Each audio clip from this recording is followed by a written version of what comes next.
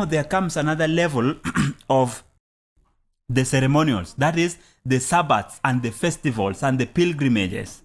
You read the book of Leviticus chapter 23, the first of the Sabbaths that is given there is the 7th-day Sabbath. And then following that, there are a lot of festivals and Sabbaths. We have the Passover, we have the Feast of Unleavened Bread, we have the Feast of Weeks, or the Shavuot, or the Pentecost that was actually being celebrated on the first day. We have the 7th month Sabbath, the Feast of Trumpets, which was on the first day of the 7th month. And then we also had the Day of Atonement Sabbath, which was part of the sanctuary service.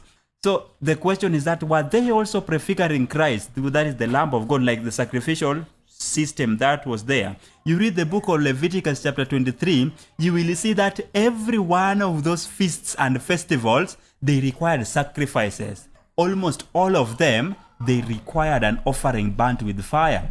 The daily sacrifices, the monthly sacrifices, the feasts and the festivals, almost all of them required burnt offerings. None of them was ever given without the necessity of offering a burnt sacrifice. They were all tied to the sacrificial system and the sanctuary service, which were linked to Christ, the Lamb of God, also the chief high priest. So essentially, you see a scenario or a system where without the sacrificial system, almost all of those feasts and festivals and pilgrimages would topple. They would lose anchor, they would lose balance, and they would cease to be effective, or they would lose significance. And so they are all tied to the sacrificial. So if the sacrificial system is pointing to Christ, you see that when Christ comes and fulfills the sacrificial system, then it means that all of these things, since they were anchored on the sacrificial system, they lose to have